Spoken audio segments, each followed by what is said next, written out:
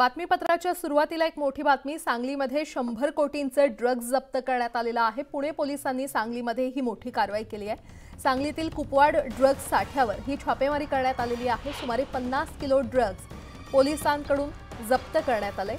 Drugs बनवणाऱ्या काहींना ताब्यात घेण्यात आलेलं आहे।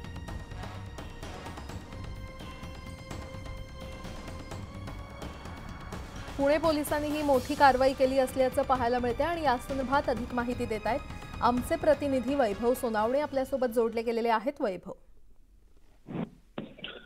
दिल्लीनंतर पुण्यानंतर पुणे पोलिसांच्या गुन्हे शाखेने सांगलीमध्ये छापेमारी केलेली होती कुपवाडमध्ये आणि तिथे मकानदार नावाच्या एका आरोपीला अटक करण्यात आलेली आहे।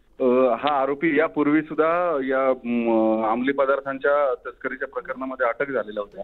कोंडुस्कर अत्यंत गाजलेलं प्रकरण जे होतं या प्रकरणातला हा आरोपी त्याच्याकडे रेड केल्यानंतर गुन्हे शाखेला जवळपास 50 किलो MD जे आहे ते मिळून आलेले, जे कुरकुमच्याच कारखान्यामध्ये बनवण्यात आलेलं होतं आणि त्या लिंकवरच कालपासून पुणे पोलिसांच्या टीम्स जे आहेत त्या शोधाशोध करत होत्या। आज अखेर जवळपास 50 किलो ड्रग मिळालंय, ज्याची किंमत 100 कोटी सांगितली जाते। अजूनही ही कारवाई जी आहे ती सुरू आहे। देशभरात वेगवेगळ्या ठिकाणी जिथं कुरकुमच्या कारखान्यातून हे तयार केलेले MD वेगवेगळ्या मार्गांनी पोहोचवण्यात आले, तिथं आतापर्यंत साधारण 30 टीम्स ज्या आहेत त्या वेगवेगळ्या राज्यांमध्ये, काही महाराष्ट्रामध्ये वेगवेगळ्या ठिकाणी सर्च ऑपरेशन्स करतायत किंवा इंटेल गॅदर करायचा प्रयत्न करतायत, माहिती जी आहे ती मिळवण्याचा प्रयत्न करतायत। ही आतापर्यंतची तिसरी मोठी सीझर म्हणावं लागेल पुणे पोलिसांच्या या कारवाईतलं।